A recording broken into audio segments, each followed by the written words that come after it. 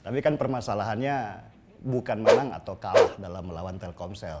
Dari awal saya sudah punya prinsip begitu. Saya tidak penting apakah nanti kemudian saya menang atau saya kalah ketika melawan Telkomsel, tetapi buat saya yang paling penting adalah saya sudah memulai untuk melakukan protes, menggunakan hak saya sebagai seorang warga negara, sebagai seorang pelanggan yang sudah menyerahkan datanya ke sana, ya kan, untuk meminta pertanggungjawaban dari Telkomsel.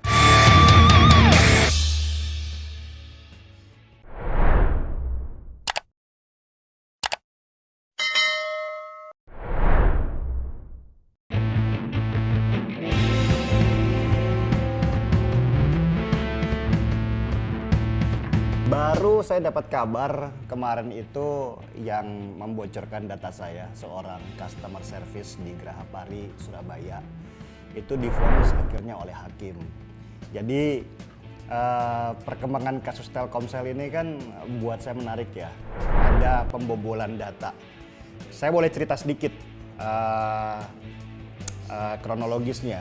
Jadi pada waktu ada biasalah kita beradu argumen di media sosial, di Twitter, tiba-tiba data saya sekeluarga itu dipampang oleh seseorang atau sebuah akun yang anonim dan disebarkan kemana-mana sehingga orang bisa memperoleh data saya mulai dari alamat, nama istri, anak dan segala macam di sana, sehingga saya merasa tidak nyaman.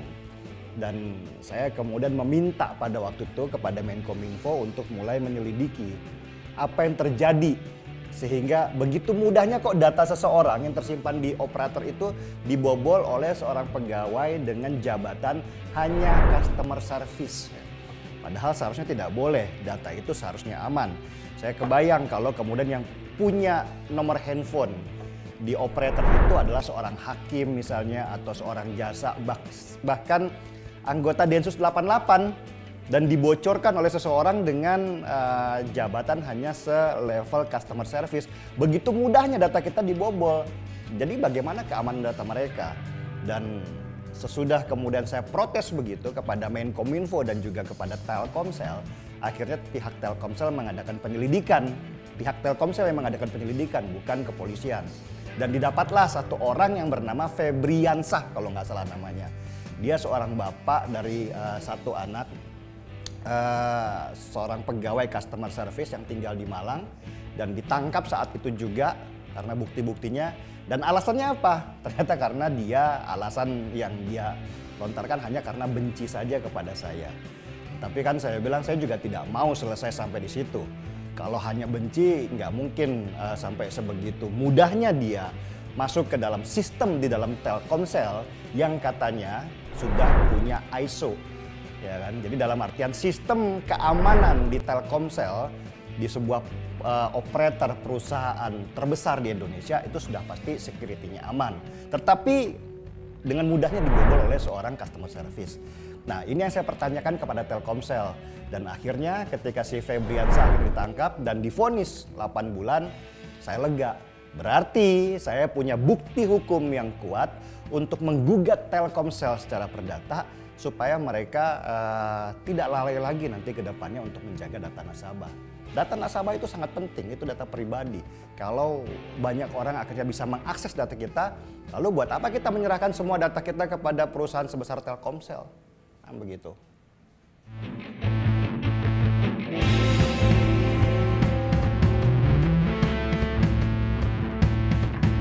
Bedakan antara kasus pidana dengan perdata.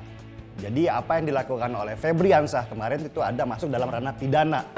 Ketika kemudian dia ditangkap dan pembobolan berarti dia melakukan kegiatan kriminal. Itu yang melakukan penuntutan supaya dia dipidana itu adalah Telkomsel sendiri. Sedangkan saya itu melakukan gugatan perdata kepada Telkomsel supaya perusahaan ini itu mulai menjaga data-data pribadi pelanggannya itu dengan sangat ketat. Kan kalau kita menyerahkan sesuatu yang paling berharga pada kita itu berarti adalah sebuah amanah yang harus dipegang mereka. Nah, amanah ini harus dijaga dong. Dari awal ketika kita mendaftarkan nomor kita kita harus menyerahkan nomor induk KTP, kita harus menyerahkan nomor KK. Nah, jaga dong Telkomsel kan begitu. Bukan hanya Telkomsel sebenarnya, banyak perusahaan besar lainnya jaga dong ketika data-data kita ada di sana. Jangan data ini malah dengan gampang sekali dibobol oleh orang-orang dengan tingkatan level karyawan di level rendah. Kalau level tinggi sih masih oke, ya kan, karena mereka memang punya akses. Tetapi ini kan level-level customer service yang kalau misalnya mereka dengan mudah membobol data, bagaimana kita merasa aman dengan data kita? Itulah kenapa saya menggugat Telkomsel kemarin itu, karena bukannya apa-apa ya, saya hanya ingin memberi pelajaran kepada perusahaan sebesar Telkomsel supaya mereka tidak lalai kembali ke depannya. Menjaga data pribadi pelanggannya itu adalah sebuah amanah yang harus dilakukan oleh perusahaan sebesar Telkomsel. Nggak usah perusahaan sebesar Telkomsel lah, semua perusahaan yang berhubungan sama data itu wajib untuk menjaga keamanan data pelanggannya.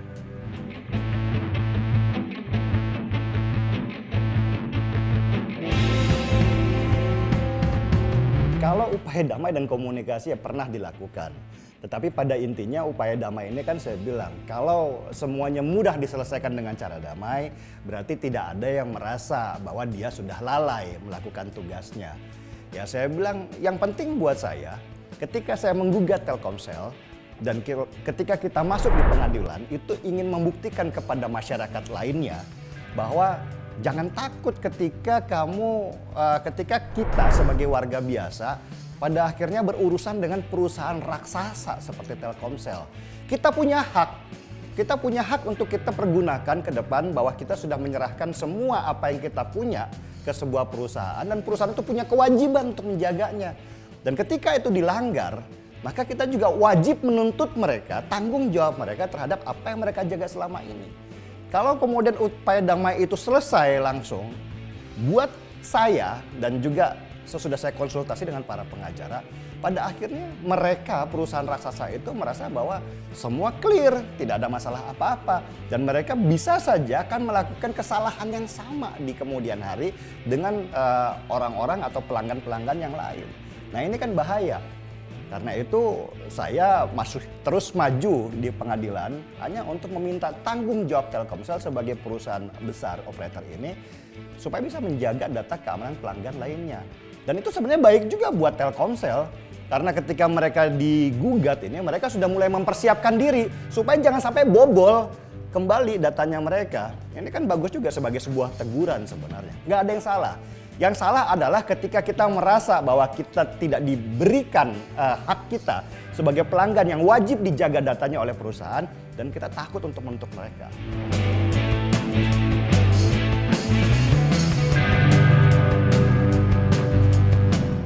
Ya, nggak tahu ya, saya nggak yakin sih sebenarnya. Tapi kan permasalahannya bukan menang atau kalah dalam melawan Telkomsel. Dari awal saya sudah punya prinsip begitu. Saya tidak penting apakah nanti kemudian saya menang atau saya kalah ketika melawan Telkomsel, tetapi buat saya yang paling penting adalah saya sudah memulai untuk melakukan protes, menggunakan hak saya sebagai seorang warga negara, sebagai seorang pelanggan yang sudah menyerahkan datanya ke sana, ya kan, untuk meminta pertanggungjawaban dari Telkomsel. Dan ini juga menjadi warning buat perusahaan-perusahaan besar lainnya. Jangan pernah seenaknya ya kepada orang-orang biasa yang sudah menitipkan sesuatu kepada mereka. Jadi jagalah itu. Kalau kemudian Anda tidak bisa menjaganya, harus ada orang yang bisa melakukan gerakan perlawanan. Supaya mereka sadar, supaya mereka kembali tidak lalai. Masalah kemudian saya kalah dan besar kemungkinan juga saya kalah. Yang namanya mereka perusahaan raksasa. Mereka punya semua sumber daya untuk melawan saya dan saya nggak punya apa-apa. Saya hanya punya tekad aja untuk maju. Tetapi minimal ketika saya bertarung dengan mereka di pengadilan, saya hanya ingin menunjukkan kepada orang lain. Pergunakan hakmu. Jangan kamu diam. Suarakan dirimu. Itu menunjukkan keberanianmu untuk melawan sesuatu yang sebenarnya kamu tidak bisa perkirakan besarnya. Ini bukan masalah bahwa nanti saya akan menang atau Telkomsel nanti akan kalah. Bukan. Tetapi proses perjalanan dalam pengadilan ini yang menunjukkan dan bisa memberikan semangat kepada orang-orang bahwa hey, kita memang orang biasa. Tetapi kita punya keberanian untuk bisa melawan perusahaan raksasa. Itu saja sih pesannya buat saya.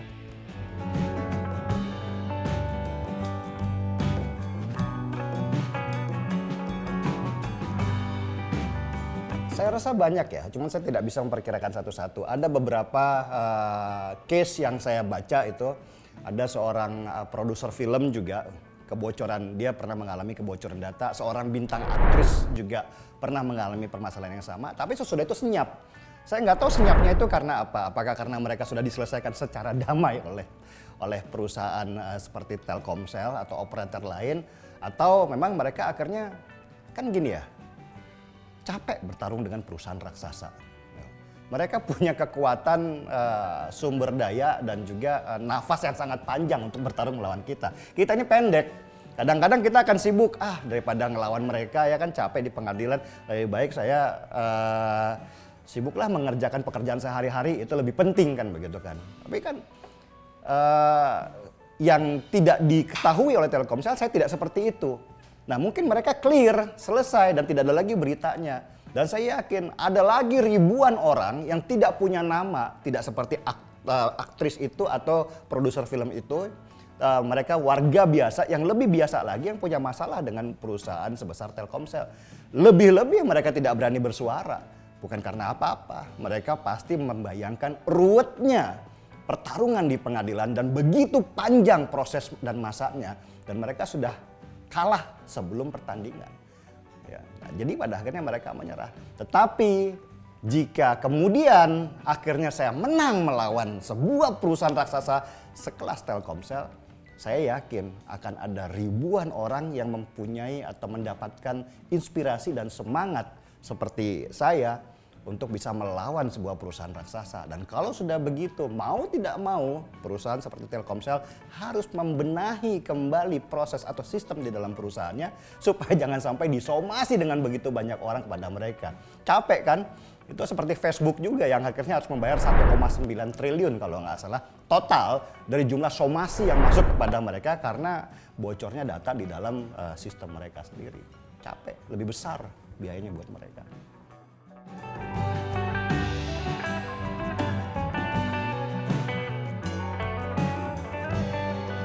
Jadi ceritanya si Babeh ini ceritanya si Babeh ini. Pada waktu pembobolan data oleh Febriansah, karyawan customer service di Telkomsel Surabaya, itu membobol data saya di komputernya dia. Data ini kemudian diserahkan kepada seseorang atau sebuah akun anonim yang bernama Opposite. Nah, sesudah diselidiki, Opposite ini ternyata didapatkan identitas dirinya bernama X lah misalnya saya bilang. Saya nggak bisa bilang sini. Dan sesudah proses penyelidikan, si X ini ternyata ada hubungannya sama si Babe. Karena si Babe pernah mentransfer sejumlah uang kepada si X. Entah dalam kasus apa, dan data ini didapatkan. Dan si Babe juga ternyata sudah mengakui bahwa dia pernah mentransfer. Nah, bukti-bukti inilah sekarang sedang dikumpulkan oleh kepolisian supaya bisa menjerat bukan hanya si Febri ini, tetapi mungkin ada sebuah komunitas atau sebuah kumpulan atau bisa saya bilang adalah mafia di dalam pembobolan data ini, ya termasuk orang-orang seperti Opposite dan mungkin juga si Babe, kan begitu. Nah, salah satu gerakan polisi adalah mencari yang namanya akun Opposite si X ini. Sekarang dia ada di mana? Karena si Febriansah yang sekarang divonis 8 bulan penjara itu tidak mungkin akan bisa menyebarkan tanpa ada bantuan dari si X ini sebagai penyebarnya. Si X inilah sekarang sedang dicari. Nah, kalau si X ini ketangkap oleh polisi dan sekarang dia menjadi DPO polisi, maka hati-hati aja Beh. Mungkin aja ada keterkaitan antara Babe dengan si X ini dan itu sudah clear. Ya, ini mungkin yang membuat Babe juga ngerasa cemas juga ya. Mudah-mudahan si X ini nggak ketangkap. X ini ada di luar negeri kalau saya nggak salah dengar ya. Dia punya akun yang masuk ke Indonesia tapi dia sendiri ada di luar negeri sekarang posisinya. Daftar pencarian orang. Dan kalau nggak salah polisian juga sudah mulai bekerja sama dengan Interpol untuk menangkap si X ini.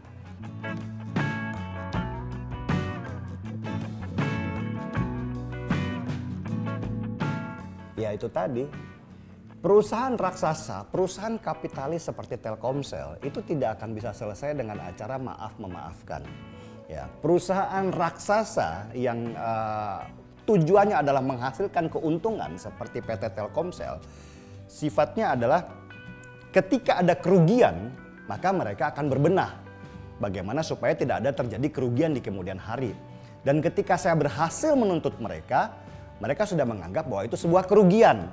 Dan jangan sampai terjadi kerugian yang sama seperti apa yang pernah saya dapatkan dari Telkomsel, ya kan, sehingga mereka mulai membenahi sistemnya dengan lebih baik. Jadi tuntutan saya kepada mereka bersifat dalam bentuk material itu sebenarnya bukan karena saya pengen kaya atau memang saya pengen berlebih gitu ya. Yang pertama jelas saya harus mengamankan keluarga saya dulu. Ya, karena selama ini datanya sudah terbuka, terbongkar di mana-mana, sehingga orang dengan mudahnya kalau mereka benci sama saya, mereka akan mendatangi keluarga dan mengancam, bahkan sampai jiwa dari anak ya, dan istri saya di situ. Nah, amankan mereka dulu, ya kan. Tetapi yang paling penting adalah kepada Telkomsel bahwa ketika perusahaan itu sudah mulai merasakan kerugian besar sebagai sebuah dampak dari mereka bahwa mereka harus mengeluarkan sejumlah uang, mereka akan melihatnya ini sebagai sebuah permasalahan yang harus diperbaiki. Tidak ada yang bisa menyadarkan perusahaan kapitalis sebesar Telkomsel Tbk ini kecuali kerugian. Tidak minta maaf, tidak hubungan kekeluargaan yang membuat mereka akhirnya harus mulai membenahi sistemnya, tetapi kerugian. Karena itulah saya harus masuk pada wilayah itu supaya mereka mulai menjaga sistemnya. Ya, dan ini pesan saya kepada Telkomsel dan juga kepada perusahaan pengguna data lainnya. Data dari saya dan banyak jutaan pengguna lainnya itu adalah amanah. Tolonglah dijaga baik-baik. Karena kalau kemudian ini bocor kemana-mana dengan sistem yang katanya sudah masuk ISO atau sistem security yang sudah sangat ketat, tetapi ternyata mudah dibobol oleh sekelas customer service saja. Nah, terus bagaimana nasibnya para orang-orang yang memang bergantung pada keamanan keluarga mereka? Mereka tidak akan mungkin mampu menjalankan tugasnya dengan baik seperti polisi, ya seperti ya itu tadi saya sebutkan hakim, jaksa, bahkan seorang anggota Densus 88 ketika nomor mereka bocor, di situ ada nomor induk KTP dan nomor KK yang menyebutkan siapa keluarga mereka dan di mana alamat mereka. Ini kan bahaya sekali. Jadi kita sudah memenuhi kewajiban kita untuk menjaga atau untuk memasukkan data-data kita ke dalam supaya dipergunakan oleh pihak operator dan juga pemerintah dalam hal ini Menkominfo. Tetapi tolong jagalah itu. Keamanan data pribadi kita itu adalah hak kita untuk menuntut itu aman. Jadi ketika kita sudah memberikannya, kewajiban Anda untuk menjaganya. Jangan sampai bocor. Dan mudah-mudahan apa yang saya lakukan dengan Telkomsel ini bisa memberikan pelajaran kepada banyak perusahaan di Indonesia lainnya untuk mulai membangun sistem yang lebih ketat di dalam penjagaan database mereka. Jangan sampai ada masalah yang sama, karena kalau kemudian masyarakat seperti saya sudah mulai sadar dengan ini, sekali Anda lalai, kita akan mulai menuntut Anda bersama-sama dan mungkin akan lebih besar lagi tuntutannya. Bukan karena kita pengen melihat ini sebagai sebuah kesempatan, tetapi minimal sebagai sebuah peringatan bahwa kita juga punya hak yang sama untuk menuntut hak-hak kita dalam data pribadi ini. Gaspol.